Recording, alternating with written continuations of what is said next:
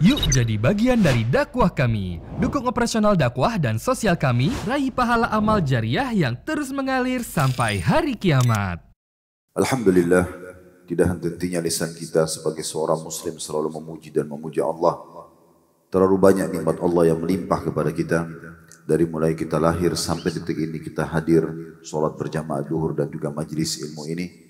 Dari makanan, minuman, pakaian, oksigen, apa saja yang memudahkan roda kehidupan bisa berjalan, yang tidak bisa terhitung. Dan Allah memang sudah menyebutkan dalam kitabnya Al-Quran, wa in ta'uddu ni'matallahi la tuhsuha. Kalau kalian ingin mencoba-coba menghitung nikmat Allah, maka kalian tidak akan mampu. Allah subhanahu wa ta'ala membolehkan kita menikmati selama memenuhi syarat. Halalan, tayyiba, dia dibolehkan dalam agama dan berkualitas, serta juga mensyukurinya. Dan bagi siapapun yang bersyukur dengan dua susunan kata yang alhamdulillah, maka dia akan mendapatkan janji Allah yang benar, la in syakartum la azidannakum. Kalau kalian bersyukur, maka pasti dia akan tambah atau Allah akan tambah. Tentu di sini teman-teman sekalian tidak kalah penting, nikmat terbesar adalah kesempatan dan juga keimanan dan keislaman yang Allah berikan kepada kita. Kalau bukan karena itu maka tidak akan ada keselamatan baik di dunia maupun di akhirat.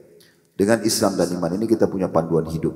Kita tahu mana yang boleh dan tidak boleh dari makanan, minuman, pakaian, pendapatan, pergaulan. Semua itu panduan hidup yang sempurna. Karena orang yang mengikuti agama Islam dan iman ini, maka pasti hidupnya akan sempurna. Karena semua yang diperintahkan dalam agama ini semuanya baik-baik. Jujur, amanah, tanggung jawab, profesional dalam bekerja. Dan apa saja, bakti dengan orang tua, menjenguk orang sakit, membantu orang susah. Dan apa saja yang dilarang, maka semuanya buruk. Oleh karena itu memang kita wajar untuk meninggalkannya seperti berbohong, mencuri, menipu, mengganggu, membunuh dan segala macam hal. Oleh karena itu kalau kita bisa menjadi seorang muslim bahkan sudah lahir dalam keadaan muslim dan bisa mempertahankan Islam termasuk dengan majelis ilmu seperti ini, maka ini sebuah nikmat yang harusnya kita syukuri dan kita pertahankan. Selanjutnya kita panjatkan salam hormat kita kepada utusan Allah Nabi besar Muhammad sallallahu alaihi wa alihi wa sahbihi wasallam sebagaimana Allah telah perintahkan kita untuk mengucapkan salam hormat kepada beliau dan tentunya sebagai balas jasa 23 tahun dari masa hidup beliau semua dihabiskan untuk agama ini, 13 tahun fase Mekah semuanya dengan hinaan, cacian dan puncaknya diusir dari kampung halamannya Mekah dan kita tahu betapa pedihnya orang kalau diusir dari kampung halamannya dan 10 tahun fase Madinah penyempurnaan agama Islam sampai akhirnya kita bisa menjadikannya sebagai panduan hidup kita. Pertama-tama tentu kita ucapkan jazakumullah khairan pada teman-teman di Darus Syafi'i yang sudah menyiapkan fasilitas tempat ini dan semua teman-teman panitia dari Majelis Ta'lim juga yang sudah berusaha untuk terus menghidupkan majelis ilmu ini. Dan memang agama kita adalah agama ilmu, tidak ada hari bagi seorang muslim kecuali harus belajar. Tidak penting siapa yang menyampaikan tapi apa yang disampaikan. Kalau itu benar, kalau Allah, kalau Rasul, Allah berfirman, Rasulullah SAW bersabda dan mengikuti pemahaman para salafus saleh, para sahabat, para tabi'in dan tabi'in, 3 generasi emas dan terus turun-temurun mewariskan ilmunya, maka ambil dan amalkan. Itulah keberuntungan bagi seseorang. Dan kesempatan ini insya Allah kita akan lanjutkan bedah buku kita seperti biasa. Di kesempatan yang Allah mudahkan 80 langkah cerdas agar selamat dari siksa neraka. Yang ditulis oleh Syekh Mahmud Al-Misri. Dan kita sudah menyelesaikan kurang lebih 32 langkah cerdas. Dan kembali kita ingatkan memang seorang muslim harus jeli sekali. Karena penentuan di alam akhirat sana 2 tempat dan tidak ada pilihan lain. Surga dengan kenikmatan abadinya dan neraka dengan siksaan yang menyedihkan. Tidak ada pilihan yang lain. Untuk masuk ke dalam surga, tidak ada kata kunci kecuali iman dan amal saleh. Selama hidup di dunia yang sangat terbatas umur kita ini harus diisi dengan amal-amal kebaikan. Apa yang telah Allah wajibkan, apa yang telah Allah sunnahkan, apa yang Allah halalkan, maka kita nikmati dan kerjakan. Dan untuk menyelamatkan diri dari api neraka yang menyedihkan, juga kita harus segera di muka bumi ini meninggalkan apa yang dilarang. Kalaupun pernah sampai kita terjerumus, maka segera bertaubat kepada Allah subhanahu wa ta'ala. Nah ini langkah-langkah yang harus kita lakukan. Bukan di akhirat sana baru kita bisa tentukan. Andai saja di akhirat sana kita bisa tentukan, ya Allah saya ingin masuk surga, saya ingin masuk neraka. Di akhirat ditentukan, maka tidak ada masalah, kita santai. Permasalahannya bukan begitu. Penentuan nanti di sana Kehidupan yang nikmat abadi atau siksaan yang menyedihkan ini ditentukan sekarang selama kita hidup di dunia. Itulah sebab dasar kenapa kita membedah buku ini. Dan alhamdulillah kita sudah membedah kurang lebih 32 langkah cerdas dan langkah ke-32 pada pertemuan bulan lalu atau kesempatan yang lalu kita membahas tentang masalah hadis Nabi SAW. Saya langsung saja terjemahannya. Aku menjamin sebuah rumah di pinggir surga dan juga rumah atau istana di tengah surga dan rumah di bagian tertinggi surga bagi siapa saja yang beriman kepadaku, masuk Islam dan berhijrah. Aku juga menjamin sebuah rumah di pinggir surga, di tengah surga dan juga di bagian tertinggi surga bagi siapa yang beriman kepadaku serta juga masuk Islam dan berjihad di jalan Allah. Dan siapa yang melakukan hal itu lalu dia senantiasa meraih peluang kebaikan dan senantiasa menjaga diri dari peluang keburukan, maka silahkan dia mati di mana saja dia hendak mati. Tentunya kita tidak ulangi lagi karena sudah panjang lebar kita paparkan maksud dari hadis dan hikmah-hikmahnya pada pertemuan yang lalu. Kesempatan ini teman-teman sekalian kita akan masuk ke langkah cerdas ke-33. Sederhana, satu kata, tetapi ini dasar sekali yang harus difahami oleh semua muslim, yaitu masalah tawakal. Yang ikuti dari awal bedah buku ini sudah faham tentunya metode yang kami gunakan. Kita akan bacakan dulu apa yang ditulis oleh penulis, baru kemudian kita panjang lebar masuk kepada syarah. Termasuk kita akan jelaskan masalah definisi tawakal itu sendiri. Penulis mengangkat di halaman 54. Dalil pertama surah Al-Ankabut ayat 59 yang berbunyi وَالَّذِينَ آمَنُوا وَعَمِلُوا الصَّالِحَاتِ لَنُبَوِّئَنَّهُمْ مِنَ الْجَنَّةِ غُرَفًا تَجْرِي مِنْ تَحْتِ الْأَنْهَارُ خَالِدِينَ فِيهَا نِعْمَ أَجْرُ الْعَامِلِينَ الَّذِينَ صَبَرُوا وَعَلَى رَبِّهِمْ يَتَوَكَّلُونَ. Dan orang-orang yang beriman juga mengerjakan amal-amal yang saleh. Sesungguhnya akan kami tempatkan mereka pada tempat-tempat yang tinggi di dalam surga kelak yang mengalir sungai-sungai di bawahnya. Mereka kekal di dalamnya. Itulah sebaik-baik pembalasan bagi orang yang beramal, yaitu orang yang bersabar dan bertawakal kepada Rabb-Nya. Jadi saksi bahasan kita adalah akhir ayat ini bertawakal kepada Rabb-Nya. Dari ayat ini kita ambil beberapa pelajaran dulu. Yang pertama, yang diperintahkan kepada orang-orang beriman dua hal. Iman, mempertahankan iman dan keyakinannya kepada Allah Subhanahu wa taala, dan tentu kita sudah tahu 6 rukun iman. Bagaimana kita yakin sepenuhnya Allah Subhanahu wa taala pencipta alam semesta ini, dan kemudian kita tunduk dan patuh kepada perintah dan mengerjakan dan meninggalkan larangannya. Serta beriman kepada para malaikat yang ditugaskan oleh Allah untuk mengawasi makhluk dan juga mengatur roda kehidupan di muka bumi ini, dari populasi, dari turunnya hujan, pergantian musim, pergantian siang dan malam dan seterusnya. Beriman kepada kitab-kitab yang pernah turun, dari suhuf Nabi Ibrahim, Taurat Nabi Musa, Zabur Nabi Daud, Injil Nabi Isa, dan juga Quranan Nabi Muhammad SAW. Beriman kepada para rasul-rasul. Nabi SAW menyebutkan ada 124 Nabi dan Rasul, 124 ribu Nabi dan Rasul, diantaranya 313 Rasul. 124 ribu Nabi, diantaranya 313 Rasul. Jadi saya ulangi lagi, 124 ribu Nabi, diantaranya 313 Rasul. Yang wajib kita ketahui nama-namanya karena disebutkan dalam Al-Quran adalah 25 Nabi dan Rasul. Kemudian kita beriman tentang hari kiamat, di mana semua ini akan berakhir, dan semua akan dibangkitkan oleh Allah Subhanahu wa taala dan akan diminta pertanggungjawaban selama di dunia. Wa may ya'mal mithqala dzarratin khairan yarah. Siapa yang berbuat amal saleh dari amal saleh seperti biji sawi akan diperlihatkan dan akan menerima balasannya.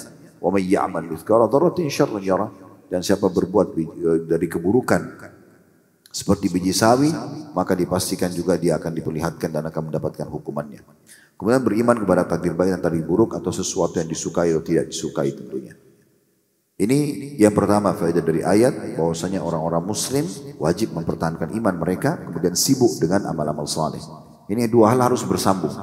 Kalau ada orang beriman tapi tidak beramal saleh, tidak bermanfaat bagi dia, ya, karena memang amal saleh pendukung daripada iman tersebut. Karena iman saja tanpa amal saleh bisa membawa akhirnya pada kekufuran. Kalau dia tidak beramal saleh, mungkin dia bisa terjun pada kesyirikan, ya, berjerumus pada pengurutatan agama dan segala macam. Atau orang beramal saleh tapi tidak beriman, maka juga tidak bermanfaat bagi dia. Pelajaran kedua, bahwasanya adanya balasan surga. bagi orang-orang yang mempertahankan iman dan juga amal solehnya. Kemudian pelajaran yang ketiga, adanya sifat-sifat surga dari sungai-sungai mengalir di bawahnya, serta juga akan kekal di dalamnya. Ini pesan ilahi yang luar biasa dari potongan ayat khalidina fiha, kekal di dalam ini, berarti kita akan mendapatkan kepemilikan abadi. Kalau di muka bumi ini kita punya surat kepemilikan rumah, tanah, kendaraan itu sementara. Tidak ada yang abadi. Pasti akan hilang. Ini maksimal mungkin pada saat kita meninggal akan dibagi kepada ahli waris. Tapi di surga nanti kelak, sekali kita miliki istana itu, dayang-dayang itu dan semua fasilitasnya, maka akan selamanya. Pelajaran yang terakhir yang bisa diambil adalah bahwasanya orang-orang yang dijanjikan untuk masuk ke dalam surga tadi adalah orang-orang yang sabar dan bertawakal kepada Tuhannya. Sabar dalam 3 hal, mengerjakan ketaatan seperti sholat, puasa dan semua perintah-perintah agama ini butuh kesabaran. Orang lagi tidur malam kita bangun sholat tahajud, mungkin kita lagi butuh tapi akhirnya kita bersedekah pada saat ada yang membutuhkan bantuan. Ini adalah kesabaran dalam mengerjakan ketaatan. Yang kedua, sabar dalam meninggalkan kemaksiatan. Berapa banyak orang di antara kita punya peluang dan bisikan syaitan untuk berbuat dosa, tapi di saat datang maka bersabar. Kemudian yang ketiga adalah bagaimana bersabar atas ujian harian. Ini juga sudah pernah dijelaskan di salah satu poin yang lalu, ya, di kesingat saya dari 30 poin atau 80 poin langkah cerdas ini ada di antaranya sabar itu. Kemudian bertawakal, ini akan jadi saksi bahasan kita. Saya tidak jelaskan sekarang, tapi akan kita jelaskan setelah membaca apa yang ditulis oleh penulis ini. Kemudian kata penulis selanjutnya, nikmat tawakal adalah nikmat yang amat besar. Orang-orang yang bertawakal kepada Allah dengan sebenar-benarnya. Tawakal adalah orang-orang yang pada hari kiamat akan memasuki surga tanpa hisab dan tanpa azab. Sebagaimana Nabi SAW bersabda di dalam hadis As-Sahihain riwayat Bukhari Muslim, uridat aliyyal umam, titik-titik, maksudnya ada di situ potongan hadis tapi Syekh Mahmud melangkahi karena ingin datang ke saksi bahasan karena ini panjang hadisnya. فإذا سواد عظيم فقيل لي هذه أمتك ومعهم 70,000 يدخلون الجنة بغير حساب ولا عذاب.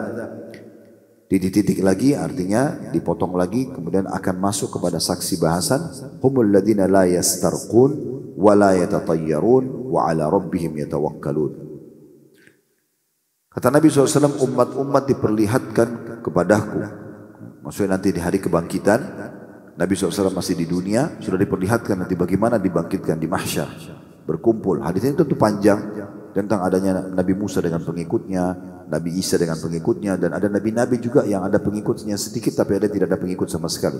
Lalu Nabi SAW mengatakan, dan diperlihatkan kepadaku rombongan manusia yang jumlahnya paling besar. Dikatakan kepadaku, inilah umatmu. Di antara mereka ada 70.000 orang yang masuk surga tanpa hisab dan tanpa azab. Tidak lagi ditimbang amalnya dan tidak melalui siksaan di neraka, tapi langsung masuk surga. Dan semoga kita termasuk insyaallah. Di sini dikatakan cirinya adalah mereka adalah orang-orang yang tidak meminta ruqyah. Ya, artinya tanpa sebab. Dia minta di ruqyah tanpa sebab. Ada orang coba ruqyah saya, coba tes saya, ini enggak ada dalam syariat. Tetapi kalau seseorang memang ada masalah dalam hidupnya, dia sering mimpi buruk atau dia kena sihir, maka itu adalah hal yang disebutkan dalam beberapa hadis Nabi SAW, la ba'sa biruqyah, la ba'sa biruqyah malam yakun syirk. Tidak masalah ruqyah selama tidak ada kesyirikan di dalamnya. Kemudian yang kedua adalah mereka tidak tatayyur atau meyakini kesialan, ya. Jadi di sini maksudnya ada orang yang menganggap hari Selasa itu sial, atau kalau dia menikah di tanggal ini atau bulan ini sial, ya, atau dia mulai usaha dengan ini maka sial, ya. Maka semua itu tatayur namanya, menggantungkan nasib sama benda. Kayak di Indonesia biasa kita bilang tangan kanan kalau gatal mau keluarin uang, tangan kiri mau dapat uang, atau yang semisalnya lah, atau kelopak matanya kedap-kedip, yang di atas dia mau senang, kalau yang di bawah maka dia sedih. Ini semua tidak ada dalam syariat Allah Subhanahu wa taala. Mau masuk surga tanpa hisab maka tidak ada semua ini, ya. Maka ini ya hal yang harus dijauhi. Kemudian yang terakhir adalah mereka bertawakal kepada Rabb mereka. Nah, ini jadi saksi bahasan kita adalah masalah tawakal.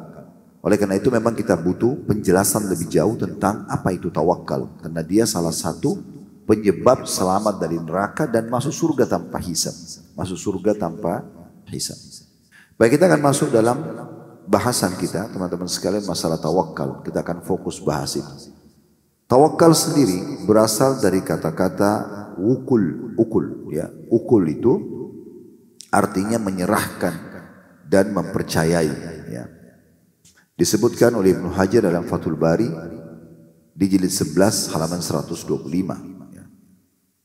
Sementara Ibnu Rajab menyebutkan di dalam kitabnya yang masyhur Jami' Ulum Al-Hikam di halaman 516. Kurang lebih terjemahnya beliau mengatakan hakikat tawakal adalah benarnya penyandaran hati kepada Allah Azza wa Jalla untuk meraih berbagai kemaslahatan dan menghilangkan bahaya. Jadi di sini kita bisa lihat definisinya. Beliau mengatakan adalah hakikat tawakal adalah benarnya penyandaran hati, sempurnanya dalam hati kita ini menyerahkan urusan kita kepada Allah Subhanahu wa taala, baik untuk mendapatkan kemaslahatan, misalnya kita buka usaha, kita mau melangkahlah untuk kebaikan-kebaikan, mau menikah, mau pindah kota, mau mulai berbisnis, ya. Selama itu boleh dalam Islam, maka maslahat ini boleh kita minta. Kita mulai ikhtiar, kemudian kita tawakal, serahkan urusan penyelesaiannya kepada Allah setelah kita ikhtiar. Atau menghilangkan mara bahaya. Kita khawatir kita akan ditimpa sesuatu, ada orang yang akan melakukan kejahatan misalnya, maka kita ikhtiar untuk menyelamatkan diri dari bahaya tersebut. Selebihnya kita serahkan kepada Allah. Dan penyerahan kepada Allah hasil setelah berusaha ini namanya tawakal. Lalu dikatakan oleh Ibnu Rajab, setelah beliau mengatakan, saya ulangi kembali, hakikat tawakal adalah benarnya penyandaran hati kepada Allah Azza wa Jal untuk meraih berbagai kemaslahatan dan menghilangkan bahaya, baik dari urusan dunia maupun akhirat. Menyerahkan seluruh urusan kepada Allah dengan meyakini sebenar-benarnya bahwa tidak ada yang memberi, menghalangi, mendatangkan bahaya, memberi manfaat kecuali Allah Subhanahu wa taala semata. Nah, ini berarti tawakal. Jadi kita sudah bisa paham dari dua definisi ini, baik itu disebutkan dalam Fathul Bari dan juga disebutkan dalam Jami' Ulum wal Hikam. Banyak sekali ayat Al-Quran yang menyinggung tentang masalah tawakal. Seperti contoh misalnya Allah sebutkan dalam surah Al-Imran, surah nomor 3 ayat 159. Bagi yang berminat untuk buka aplikasi handphone Al-Quran di handphonenya silahkan. Al-Imran 159 yang bunyinya fabima rahmatin minallahi linta lahum walau kunta faddan ghalidhal qalbi lam faddu min hawlik fa'fu anhum wastaghfir lahum washawirhum fil amr fa idza azamta fatawakkal 'ala Allah innallaha yuhibbul mutawakkilin. Sebenarnya saksi bahasan kita di akhir ayat ini, tapi kita tidak memotong ayat. Dari awal Allah mengatakan kalau bukan rahmat dari Tuhanmu maka engkau tidak bisa berlemah lembut kepada mereka. Ini kurang lebih terjemahan bukan seperti letter-let yang ada di terjemahan mushaf, ya. Tapi karena rahmat Allah lah kamu bisa berbuah lembut kepada mereka, hai Muhammad. Kalau seandainya kamu berkeras hati, ya, kasar misalnya, maka pasti mereka semua akan pergi dari sisimu. Oleh karena itu maafkanlah kesalahan mereka, mohon ampunlah untuk mereka, dan ajak mereka bermusyawarah. Dan kalau kamu sudah berazam, sudah bertekad untuk mengerjakan satu perbuatan, maka kerjakan, ikhtiarkan maksimal, lalu serahkan hasilnya kepada Allah. Bertawakal kepada Allah karena Allah mencintai orang-orang yang bertawakal. Ya, orang mencintai kepada orang-orang yang bertawakal. Intinya yang kita mau kerjakan benar atau tidak dalam syariat. Jadi bagi seorang muslim tidak ada keraguan. Selama itu poinnya benar, lakukan, silahkan. Tidak usah mundur, ya, seperti itu. Dan kita tahu juga di kisah peperangan Uhud, waktu Nabi SAW menyampaikan kepada para sahabat, kalau orang-orang Quraisy sudah keluar dari Mekah dan mereka akan menyerang Madinah, mereka akan tiba. Sekarang apa yang harus kita lakukan? Nabi SAW bermusyawarah dengan para sahabat yang belum ikut di perang Badar dan sempat mendengar di perang Badar 1 tahun sebelum perang Uhud, karena perang Badar terjadi di 15 Ramadan tahun 2 Hijriah, sementara perang Uhud terjadi di 16 Syawal tahun 3 Hijriah, kurang lebih 1 tahun. Setelah perang Badar terjadi perang Uhud. Di perang Badar ini 314 orang sahabat mengalahkan 1.000 orang pasukan Quraisy. Dan turun malaikat terlibat dalam peperangan. Artinya luar biasa kejadian pada masa itu di perang Badar sampai dikenal dengan perang terbesar dalam hidup Nabi SAW. Perang Al-Furqan yang membedakan mana hak dan batil. Kemudian 1 tahun kemudian Abu Sufyan menggerakkan pasukan dari Mekah, keluarlah 3.000 orang untuk menyerang Madinah. Waktu itu Nabi SAW ajak musyawarah sahabat, kira-kira bagaimana? Kita keluar melawan mereka atau bertahan dalam benteng? Yang tidak sempat hadir di Badar penasaran. Mereka mau ikut, ya Rasulullah keluar aja. Nanti kalau kita tidak keluar mereka anggap kita pengecut. Sebagian lagi sahabat mengatakan, ya Rasulullah kita tinggal dalam benteng saja. Karena benteng Madinah waktu itu tinggi sekali temboknya. Dan umumnya sejarah Madinah di masa itu belum pernah terkalahkan kalau pasukan datang dari luar kemudian mereka bertahan di benteng. Nabi SAW melihat ternyata mayoritas sahabat berharap keluar. Maka beliau pun pulang ke rumahnya dan sebelum pulang beliau menyampaikan, saya telah bermimpi. Saya melihat 3 hal dalam mimpi saya. Yang pertama saya melihat ada retakan di pedang saya. Yang kedua saya melihat ada sapi yang disembelih. Dan yang ketiga saya melihat saya masuk dalam sebuah benteng yang kokoh. Maka para sahabat mengatakan, ya Rasulullah apa takwil mimpi anda itu? Kata Nabi SAW, kalau pedang yang retak itu berarti ada sahabatku yang terbunuh. Kalau sapi yang disembelih itu berarti ada keluargaku yang terbunuh. Dan benteng yang kuat adalah kota Madinah. Lalu Nabi SAW pulang ke rumahnya lalu pakai baju perang. Nah sementara Nabi SAW pakai baju perang dan mempersiapkan, beberapa sahabat mengatakan, sepertinya Rasulullah SAW ini lebih cenderung kalau kita bertahan dalam benteng. Tadi kita terlalu desak beliau agar kita mendesak agar kita keluar, agar kita keluar, gitu ya. Maka pada saat itu, mereka datang ke rumah Nabi SAW seraya mengatakan, ya Rasulullah, waktu Nabi sudah keluar dengan baju perangnya, ya Rasulullah, mungkin kami terlalu mendesak anda untuk supaya anda keluar dalam berperang. Kalau anda mau tetap bertahan di Madinah silahkan. Nah di sini Nabi SAW ucapkan kata-kata yang luar biasa. Harus jadi prinsip bagi semua muslim. Semua kisah yang panjang lebar tadi saya sampaikan itu sebenarnya untuk menyampaikan poin ini. Kata Nabi SAW, tidak pantas bagi seorang Nabi, kalau kita seorang mukmin, memakai baju perangnya, kemudian membuka kembali, sementara belum ditentukan oleh Allah dia menang atau dia kalah. Sudah selesai, saya sudah pakai baju perang. Gak pantas, gak layak orang buka lagi baju perangnya. Sudah tawakal kepada Allah. Berperang, mau menang mau kalah itu urusan Allah Subhanahu Wa Taala. Yang penting kita ikhtiar, seperti itulah. Nah ternyata betul, di awal peperangan muslimin menang, di pertengahan peperangan itu muslimin sempat kalah. Kemudian di akhir peperangan di Hamrat Asad masih di satu rangkaian dengan Uhud, perang Uhud itu dimenangkan oleh kaum muslimin. Ini contoh bertawakal.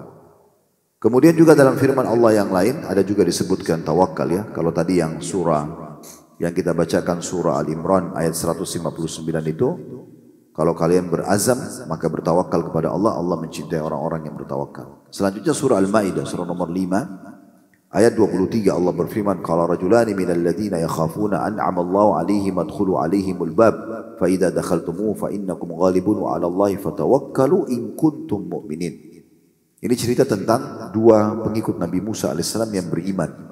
Waktu itu sempat Nabi Musa diperintahkan Allah untuk menyerang Palestina agar masuk ke wilayah itu. Tetapi mayoritas orang Bani Israel tidak mau masuk. Ada 2 orang dari pengikut Nabi Musa yang beriman, dan berkatalah 2 orang yang telah Allah berikan nikmat kepada mereka dari keimanan, dan berkatalah 2 orang yang takut kepada Allah SWT yang telah diberikan nikmat, dan salah satunya berkata, masuklah, seranglah pintu gerbang kota itu. Kalau kalian masuk menyerangnya, maka kalian akan menang, karena ini sudah janji Allah kepada nabinya Musa alaihissalatu wassalam. Maka dan bertawakallah kepada Allah kalau kalian benar-benar beriman. Ya, kalau itu kebenaran, tidak usah khawatir, masuk serang saja, sebagaimana perintah Allah dan Rasul. Kemudian dalam surah Asy-Syu'ara, surah nomor 26 ayat 217 Allah mengatakan wa tawakkal 'alal azizir rahim, dan selalulah bertawakal kepada Zat yang Maha Mulia dan Maha Pengasih. Serta juga surah Al-Anfal surah nomor 8 ayat 49 Allah berfirman, wa may yatawakkal 'alallahi fa innallaha azizun hakim. Siapa yang bertawakal kepada Allah, menyerahkan hasil dari upaya dan pekerjaan dia, maka Allah itu maha perkasa lagi maha bijaksana. Dalam surah Al-Furqan, surah nomor 25 ayat 58, Allah Subhanahu wa taala berfirman, "Wa tawakkal 'alal hayyil ladzi la yamutu wasabbih bihamdi wa kafa bihi bidzunubi ibadi khabira." Dan bertawakkallah kepada Zat yang maha hidup, yang tidak akan pernah mati, dan bertasbihlah kepadanya untuknya, dan cukuplah Allah akan memberitahukan tentang dosa hamba-hambanya. Tentu masih ada ayat-ayat Al-Quran berhubungan dengan masalah tawakal. Ini sebagian daripada ayat Al-Quran yang bicara tentang masalah tawakal. Nah teman-teman, supaya kita semangat untuk mengerjakan satu perintah agama, maka kita disarankan agar selalu mencari tahu tentang keutamaan amal itu. Jadi kata kuncinya, kalau kita ingin rajin beribadah, mengerjakan ibadah apapun, mau wajib ataupun sunnah, maka saran para ulama adalah mencari tahu janji Allah di situ. Bahasa ceramahnya fadilahnya. Tidak akan pernah ada satu perintah amal kebaikan dalam Islam kecuali pasti ada keutamaannya. Ada yang Anda dapatkan. Dan kita punya hak dalam syariat, kata ulama, untuk menanyakan. Kalau saya sholat diberikan apa, kalau saya puasa diberikan apa, kalau saya sedekah diberikan apa. Karena memang semua dijanjikan seperti itu. Semuanya pasti ada janjinya. Makanya kita temukan buku-buku ulama-ulama hadis menyebutkan tentang fadilah. Fadilah sholat duha, fadilah sholat malam, fadilah sholat berjamaah, fadilah wudu, fadilah haji, fadilah umrah, fadilah jihad, fadilah bakti orang tua, fadilah sedekah, fadilah zikir, fadilah doa, fadilah baca Quran, fadilah semuanya. Karena itu memang keutamaan. Artinya kita akan dapat. Ini nanti akan membuat kita bisa konsisten dalam mengerjakan atau istiqomah. Karena kita tahu kita akan dapat apa di situ. Nah begitu juga kalau kita ingin meninggalkan satu perbuatan dosa. Misalnya seseorang di antara kita tahu dirinya punya pelanggaran agama. Masing-masing mungkin lebih tahu dirinya. Ya. Tapi kalau kita ingin meninggalkannya, apalagi godaannya lagi gejolak, maka kita mencari tahu ancaman Allah di situ. Ya, semoga Allah maafkan kalau kita punya kesalahan-kesalahan di masa lalu. Tetapi kalau ada godaannya, maka cara terbaik untuk menjauhi pelanggaran tersebut, kita mengetahui apa yang akan kita dapatkan sebagai ancamannya. Nah ini biasa disebutkan dalam istilah-istilah ulama al-wa'du wal-wa'id. Janji positif dalam amal dan ancaman dalam setiap perbuatan dosa. Nah, tawakal ini punya fadilah, punya keutamaan. Banyak sekali bisa kita dapatkan. Yang pertama, tawakal sendiri adalah ibadah. Artinya kalau kita setiap hari kita bisa melakukan ini ya. Kita kalau mau, misalnya teman-teman mau pergi tempat kerja, ya udah saya mau kerja hari ini. Terus niatkan tawakal kepada Allah. Sudah saya serahkan urusan pekerjaan saya kepada Allah. Saya tetap bekerja, tetapi saya serahkan nanti keamanan di jalan, pekerjaan yang saya kerjakan, ketulusan saya bertawakal ya Allah, gitu kan? Nah, itu dia ibadah. Apa saja yang kita mau kerjakan, kita selalu hubungkan dengan tawakal. Karena memang kita sudah tadi dengarkan dalil-dalil dari Al-Quran, begitu banyaknya ayat yang berbicara tentang masalah tawakal. Yang kedua, orang yang bertawakal menyerahkan hasil pekerjaannya kepada Allah SWT akan memiliki ketenangan jiwa. Dan juga dia yakin kalau Tuhannya selalu bersamanya. Allah berfirman, "Wa may yatawakkal 'ala Allah fa huwa hasbuh." Dalam surah At-Talaq, surah nomor 65 ayat 3. Dan siapa yang bertawakal kepada Allah, Allah akan jadi pencukup baginya. Pelindungnya, pencukup, memenuhi kebutuhan, penyelamat bagi dia dan seterusnya. Yang ketiga, sebab rezeki dan pencukupan terhadap kebutuhan. Semua orang yang bertawakal dipastikan akan diberikan kebutuhannya. Sebagaimana dijelaskan tadi dalam surah At-Talaq surah nomor 65 ayat 3, "Wa may yatawakkal 'ala Allah fa huwa hasbuh." Siapa yang bertawakal kepada Allah maka Allah jadi pencukup baginya. Di sini maknanya salah satu maknanya Allah akan memenuhi kebutuhannya, rezekinya. Dan Abi Dzar, sahabat Nabi, menanggapi ayat ini, At-Talaq ayat 3 radhiyallahu anhu, dalam hadis riwayat Imam Ahmad, beliau mengatakan, "Lau annan nas kullahum akhad biha kanathum." Kalau kafathum. Kalau seandainya manusia mengambil ayat ini, "Wa may yatawakkal 'ala Allah fa huwa hasbuh." Siapa yang bertawakal kepada Allah, Allah jadi pencukup baginya, maka pasti kafathum, pasti akan mencukupi mereka. Apa saja?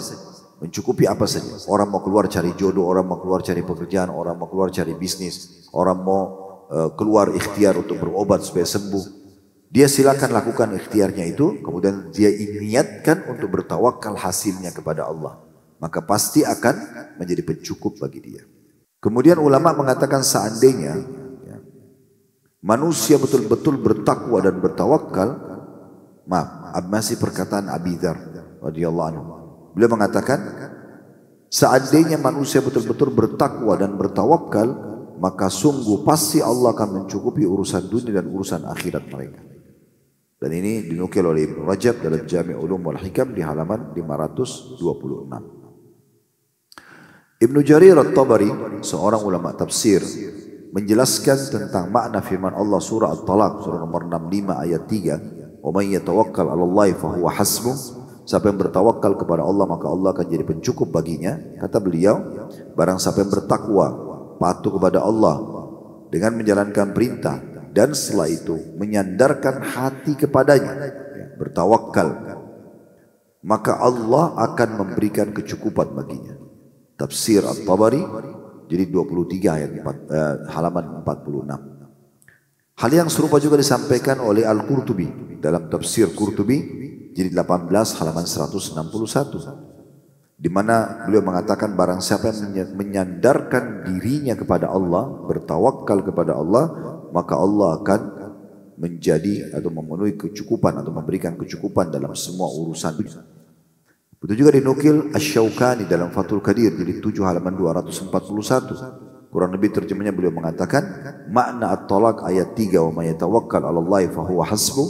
Siapa yang bertawakal kepada Allah, Allah akan jadi pencukup baginya adalah barang siapa yang menyerahkan urusannya pada Allah, maka Allah akan memberi kecukupan pada urusan-urusannya. As-Sa'di rahimahullah, salah satu ulama tafsir, juga menyebutkan di dalam tafsir beliau, tentunya tafsir As-Sa'di, dalam menafsirkan At-Talaq surah nomor 65 ayat 3 tadi, barang siapa yang menyandarkan diri pada Allah dan urusan baik dalam urusan dunia maupun agamanya untuk meraih manfaat dan terlepas dari kemudaratan, juga menyerahkan segala hasilnya kepada Allah, maka Allah akan mencukupi urusannya. Maksudnya apa yang dia butuhkan akan dipenuhi, apa yang dia khawatirkan akan diselamatkan darinya. Jika urusan dikembalikan kepada Allah yang maha ghani atau mencukupi, Al-Qawi yang maha perkasa, Al-Aziz yang maha mulia, Ar-Rahim yang maha penyayang, maka pastikan hasilnya akan baik. Kadang diberikan solusi saat itu juga atau diterlambatkan pada waktu yang lebih tepat. Ini perkataan As-Sa'di. Di dalam hadis riwayat Ahmad, riwayat Tirmidzi, Ibnu Majah dengan sanad hasan, kata Nabi SAW, "Lau annakum tatawakkaluna 'ala Allah haqqa tawakkuli la razaqakum kama yarzuqut tayra tagdu khimasan wa taruhu bitana." Kalau seandainya kalian betul-betul bertawakal kepada Allah, ikhtiar dulu ya, mulai membuat program, mulai menyusunnya, mulai menjalankan, kemudian menyerahkan urusan itu kepada Allah. Sebenar-benar tawakal, yakin Allah akan berkahi, Allah akan bantu, Allah akan berikan, Allah akan selamatkan, maka pasti Allah akan memberikan kepada kalian rezeki sebagaimana seekor burung yang keluar di pagi hari dalam kondisi lapar, kemudian dia kembali di sore hari dalam kondisi sudah kenyang. Artinya bukan hanya kita saja yang Allah berikan rezeki, tapi semua makhluknya. Hewan-hewan dari semut yang kecil, serangga-serangga, sampai hewan yang paling besar gajah pun, semua rezekinya sudah dicatatkan oleh Allah Subhanahu wa Ta'ala. Itu juga dengan semua manusia, semua jin, tumbuh-tumbuhan, semuanya sudah disiapkan oleh Allah Subhanahu wa Ta'ala. Bahkan kalau kita kuatkan lagi dengan hadis Nabi SAW yang artinya tidak akan wafat satu jiwa sampai semua rezekinya disempurnakan. Artinya seteguk air, ya, seperti air yang dihidangkan buat saya ini, tidak mungkin saya wafat sampai saya meneguknya kalau itu rezeki saya. Kalau belum rezekinya tidak akan sampai kepada saya. Makanya seorang ulama di Saudi pernah menyampaikan dalam ceramahnya, memberikan perumpamaan. Ada satu orang di daerah padang pasir, kemudian dia berdiri dekat sebuah sumur, jatuh ke dalamnya. Begitu dia jatuh ke dalamnya, dia minta tolong, teriak-teriak. Lewatlah satu kafilah dagang, menjemput dia, mengeluarkan. Lalu ditanya, ada apa dengan kamu? Dia ceritalah seperti biasa manusia kalau terjadi kecelakaan dalam hidupnya. Saya tadi berdiri, saya jatuh tidak sengaja dan segala macam. Saya tidak sampai kalian datang. Lalu kemudian setelah itu orang-orang yang menolong dia merasa kesian, dikasih minuman, dikasih air. Minumlah dia. Setelah dia minum, subhanallah meninggal dunia. Sebenarnya kalau memang secara hitung-hitungan akal manusia, dia harusnya mati pada saat jatuh dalam sumur. Karena sumur itu kosong, jadi dalam sekali. Tapi Allah sudah mencatatkan rezekinya. Dia harus minum dulu air itu, rezeki terakhirnya baru kemudian dia meninggal dunia. Jadi kalau kita tahu seperti ini, kenapa kita tidak tawakal kepada Allah Subhanahu Wa Taala? Yang penting kita berikhtiar. Ingat, ada bedanya tawakal sama tawakul. Tawakal artinya kita berusaha dulu baru menyerahkan kepada Allah. Kalau tawakul tidak berusaha, tapi bilang saya serahkan kepada Allah.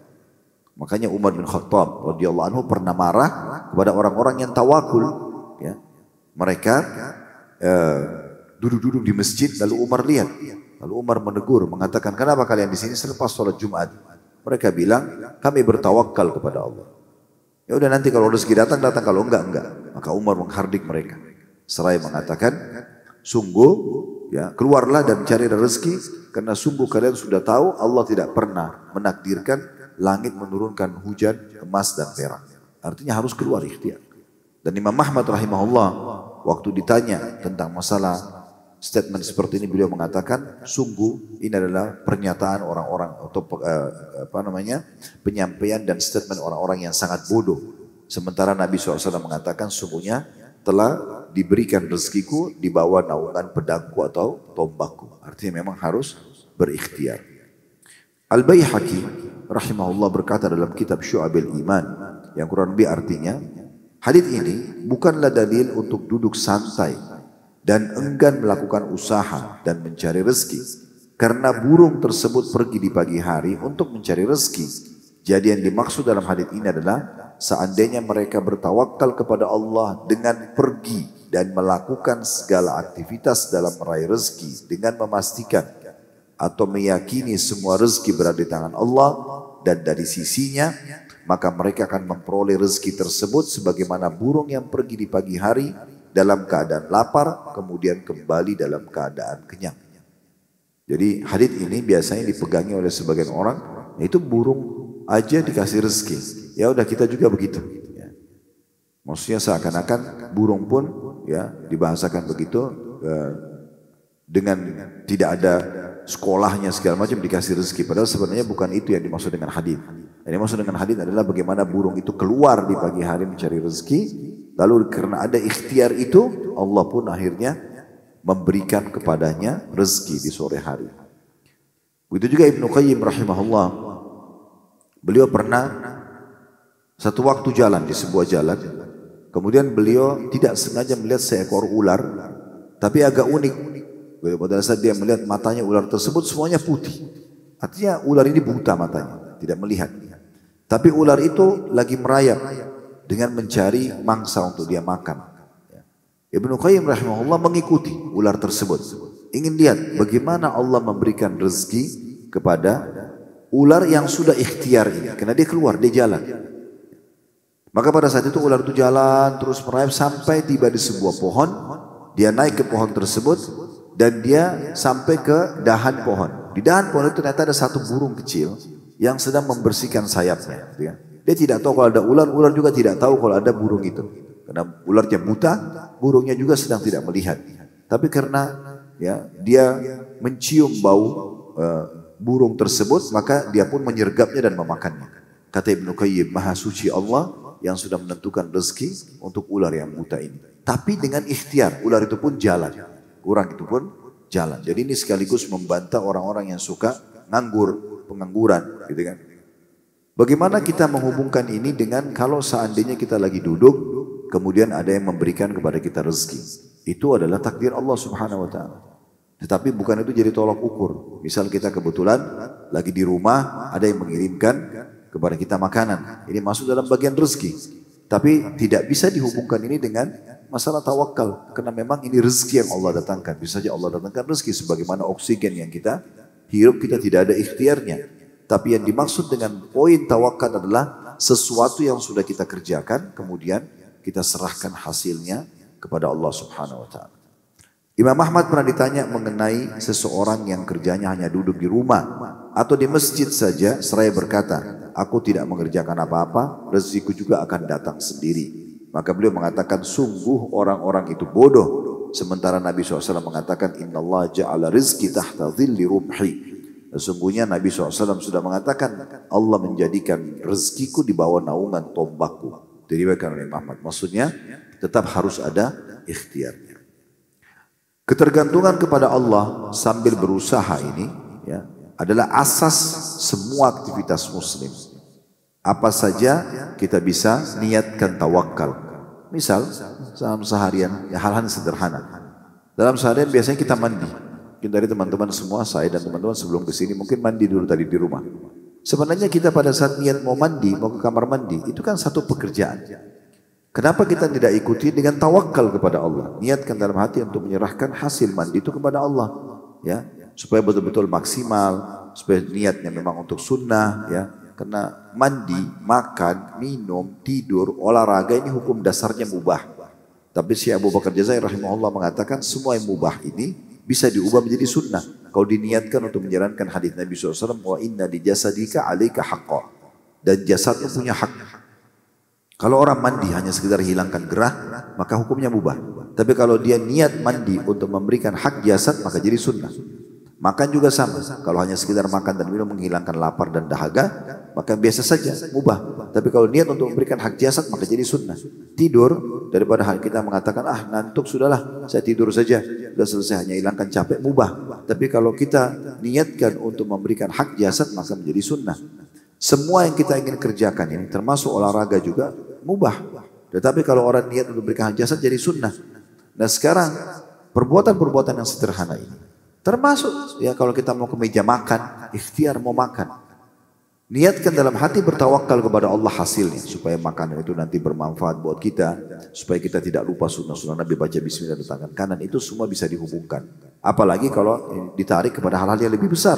Kayak kita sengaja memang keluar rumah untuk berjihad, untuk cari nafkah, untuk menuntut ilmu dan segala macam. Jangan lupa selalu diniatkan untuk bertawakal dengan hasilnya. Menyerahkan hasil kepada Allah Subhanahu wa taala. Itu yang sedang dititik beratkan. Nabi SAW bersabda, Al-mu'minul qawi khairu wa ahabbu ila Allah minal mu'minul dha'if wa fi kullin khair. Ihris ala ma yanfa'uk wasta'in billahi wa la ta'jaz wa in asabaka syai'un fala taqul law anni fa'altu kana kada wa kada. Walakin kul qadarallahu wa ma syaa fa'al fa inna law taftahu amal asy-syaitan. Hadis riwayat Muslim. Hadis ini teman-teman sekalian terjemahnya, orang mukmin yang kuat, kuat secara keimanan, kuat secara tekad, kuat secara ilmu, kuat secara harta, kuat semuanya. Orang mukmin harus masuk ke semua lini dan dia bisa tekuni itu. Karena kita semua punya waktu yang sama. Bagaimana kita bekerja dan berikhtiar untuk supaya bisa kita dapatkan semua. Ilmu kita bisa maksimal, harta kita bisa maksimal, jabatan, kesehatan, pasangan hidup, anak-anak dan segala macam. Ya. Orang mukmin yang kuat lebih dicintai oleh Allah, lebih baik dan lebih dicintai oleh Allah daripada mukmin yang lemah, yang tidak mau mengembangkan diri dia. Tapi kata Nabi SAW semuanya punya kebaikan karena keimanan dia. Lalu ini yang jadi saksi bahasan kita agar kita sesuaikan dengan tawakal. Ihris ala ma yanfa'uk. Selalu jaga apa yang bermanfaat bagimu. Jadi apapun yang baik kerjakan. Wasta'in billah, mintalah pertolongan kepada Allah. Wala ta'jaz, jangan pernah putus asa. Kegagalan dalam satu usaha bukan berarti membuat kita berhenti, gitu kan? Kecuali secara hukum Allah sudah tidak boleh. Tapi selama tidak terbuka, tidak ada sesuatu yang melanggar agama, silakan. Misalnya kita ikhtiar, ke dokter ini belum sembuh, ya ke dokter lain. Dokter lain belum sembuh, ke dokter yang lainnya. Obat ini belum bisa menyembuhkan, ke obat yang lain. Karena kata Nabi SAW, Allah tidak turunkan penyakit kecuali turunkan kesembuhan bersamanya. Jadi sebenarnya kita bisa ikhtiar, gitu ya. Selama itu belum ditutup secara syariat. Tapi kalau ditutup secara syariat itu contoh misalnya, seorang laki-laki menyukai seorang wanita. Contoh misalnya, dan dia ingin menikahinya. Tapi ternyata wanita itu sudah dinikahi oleh laki-laki lain. Ya udah selesai. Secara syariat tertutup pintu. Dia nggak boleh ganggu istri orang. Misalnya. Karena tidak mungkin ada poliandri. Perempuan tidak boleh punya 2 orang istri. 2 orang suami, maaf. Maka tidak ada poliandri. Kalau laki-laki ada poligami. Maka 1 suami maka cukup. Tidak akan mungkin dia sama. Dia tutup syarat-syarat, tidak boleh lagi dia ikhtiar di sini. Nah ini contoh-contohnya. Kemudian dikatakan wa in asabaka syai'un fala taqul law anni fa'altu kana kada wa kada. Kalau sudah menimpamu sesuatu, sudah terlanjur terjadi, maka jangan pernah mengatakan kalau saya buat ini maka akan begini dan begitu. Contoh misalnya kita bangun tidur pagi hari sudah flu. Tiba-tiba tenggorokannya atau dia lagi flu, dia meriang. Tidak perlu lagi kita mengatakan kalau seandainya AC semalam saya nggak kecilin, ya, atau saya nggak dinginin saya tidak flu. Itu nggak bisa dalam Islam. Sudah terjadi. Ujian kalau datang terima dan tinggal ikhtiar. Ini masuk dalam bab sabar sebenarnya. Kalau kita bangun seperti ini dalam kondisi sakit ya sudah Allah lagi menguji saya. Lalu kita pertemukan dengan nikmat Allah. Selama setahun mungkin kita belum pernah flu dan demam. Sekarang Allah uji kita dengan 3-4 hari atau seminggu flu dan demam.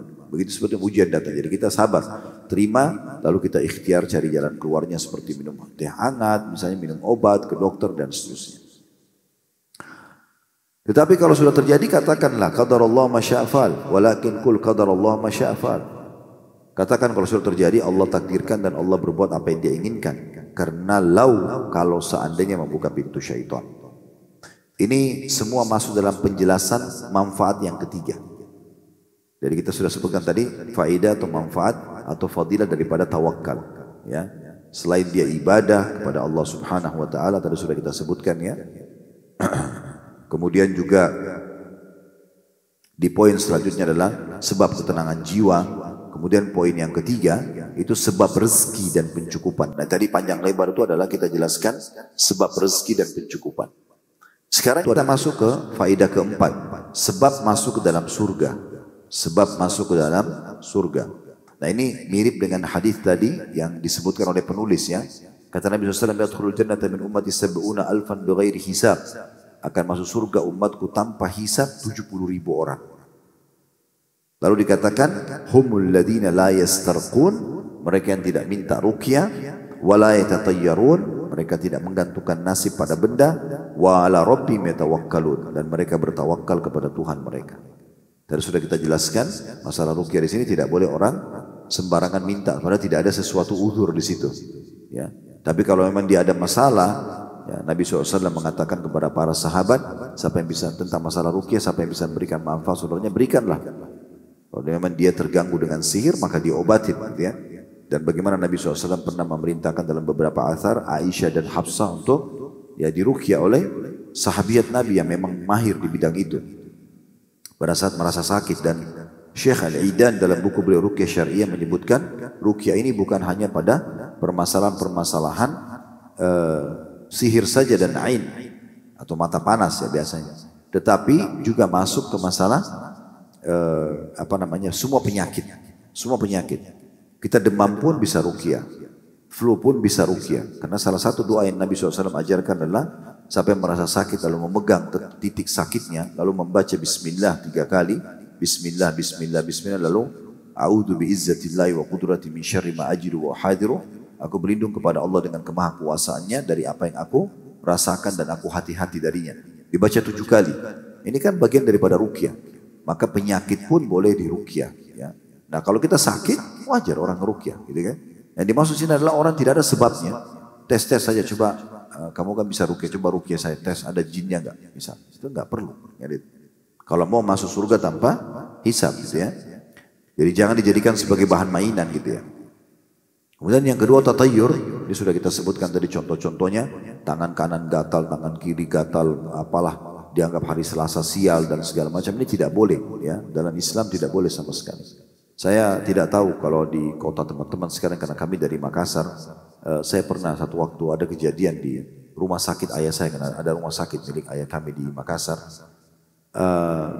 Kebetulan di situ juga ada kantor yayasan, dan saya kebetulan memang di yayasan sama ayah saya waktu itu bantu beliau, dan ada pesantren juga di sana.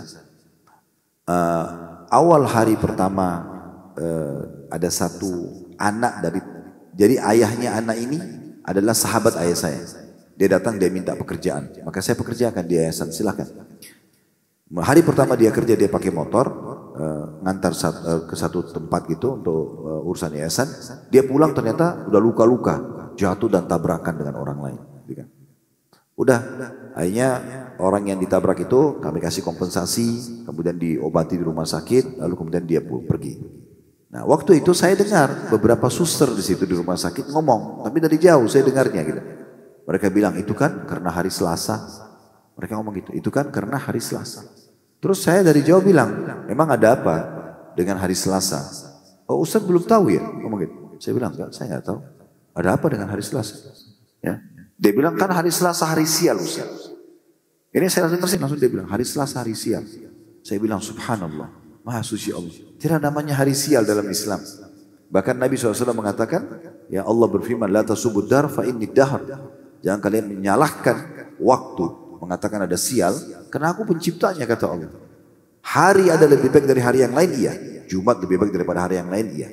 Bulan Ramadan lebih baik dari bulan lain, iya. Mekah, ya, Masjid Haram lebih baik daripada masjid lain, iya. Tapi bukan berarti tempat lain buruk. Bukan berarti waktu lain buruk, gitu ya. Tapi seperti itu ada keyakinan. Atau apalah saya tidak tahu. Nah, ini awal mulanya bahasa tatayur. Tatayur ini kan artinya burung ya. Menggantungkan nasib sama burung. Orang-orang Quraisy dulu, mereka suka menggantungkan nasibnya pada burung dengan dua cara.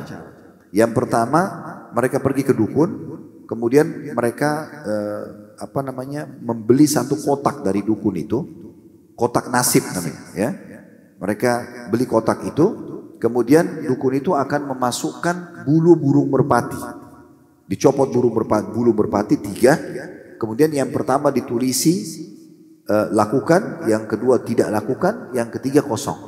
Ditaruh di kotak nasibnya itu. Dia bayar ke dukun itu. Ya, ini tradisi orang Quraisy dulu sebelum Islam.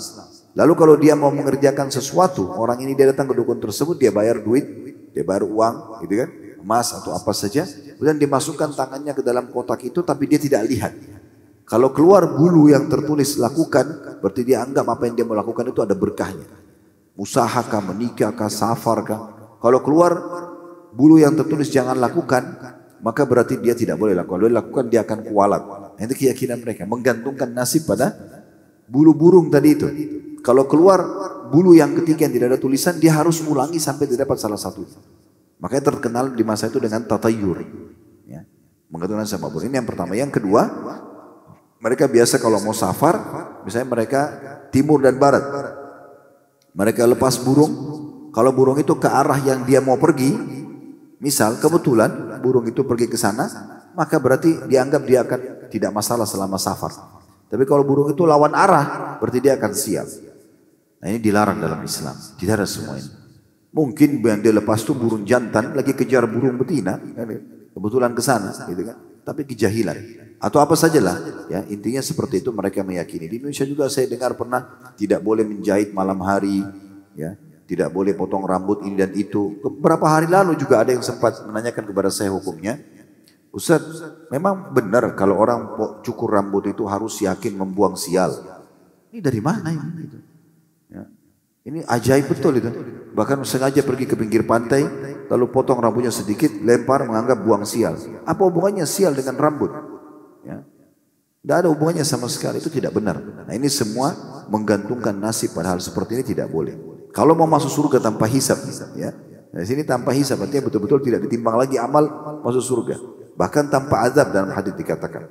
Kemudian yang ketiga yang terakhir adalah bertawakal kepada Tuhan mereka, dan ini yang sudah kita bahas ya.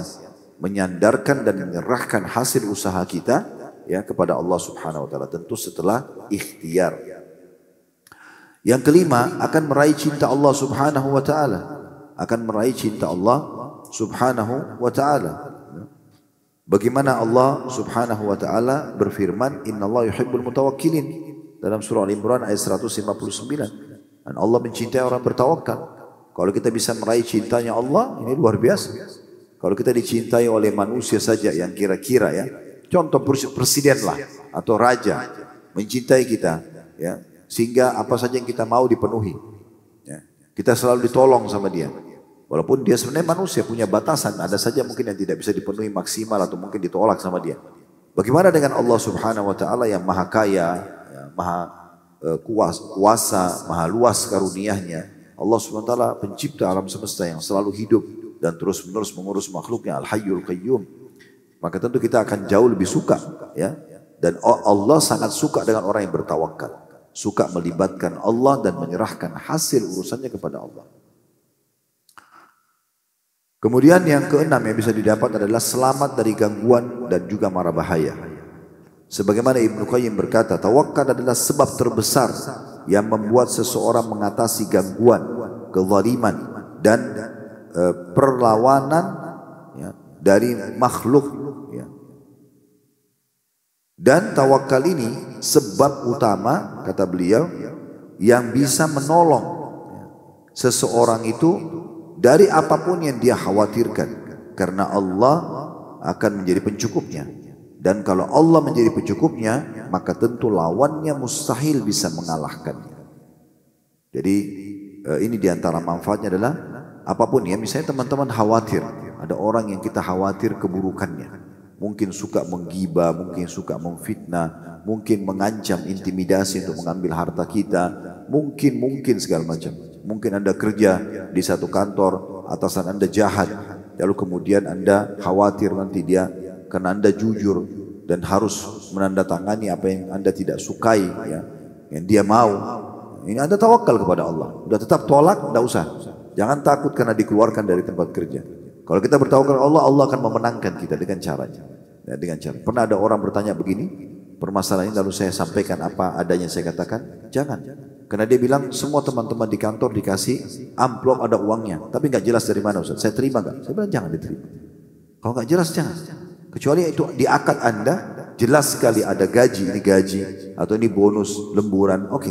Tapi kalau nggak jelas ditaruh tiba-tiba, ini tanya dulu kenapa, dari mana? Karena itu bisa syubhat. Sementara syubhat dalam hadis yang sahih masuk dalam bab haram.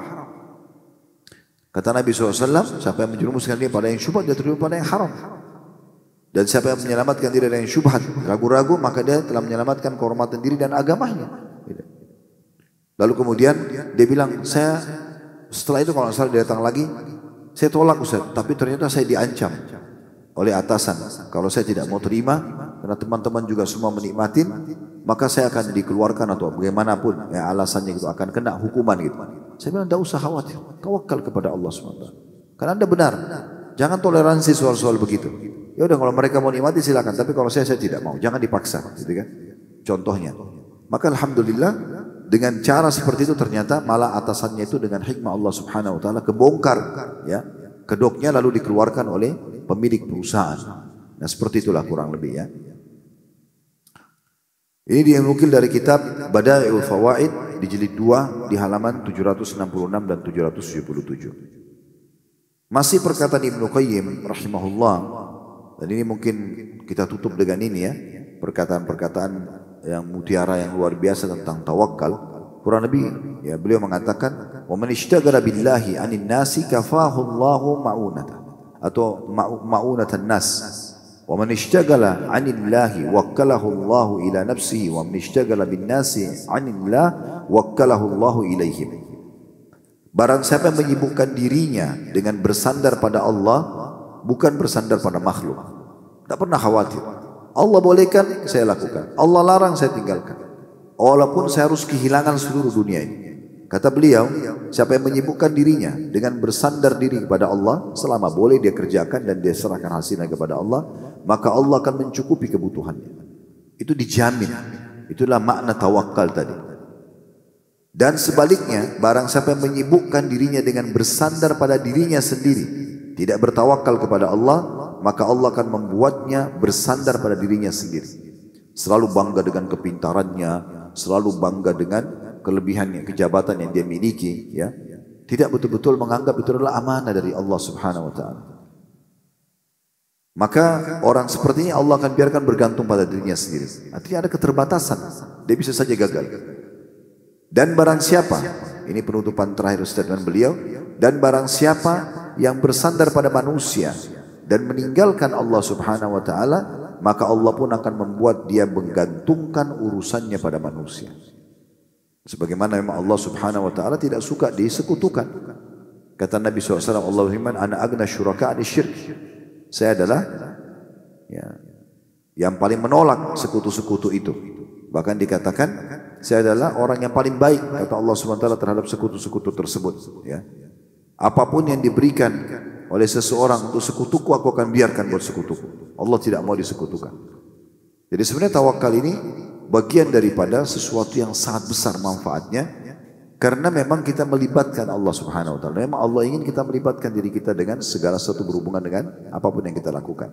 Kita disuruh berdoa sebelum aktivitas, kita suruh berbuat maksimal pada saat kita lakukan, dan kita serahkan setelah itu hasilnya kepada Allah Subhanahu Wa Taala. Semuanya awal sedang dikerjakan, awal kita mau kerjakan, pada saat kita sedang kerjakan, dan sudah kita kerjakan, semua ada hubungannya dengan Allah Subhanahu Wa Taala. Baru mau mengerjakannya, ya kita mulai dengan Bismillah, kita mulai dengan doa. Terbukti kita sebelum keluar rumah berdoa, sebelum makan berdoa, sebelum tidur berdoa. Doa itu sebelum aktivitas untuk melibatkan Allah SWT.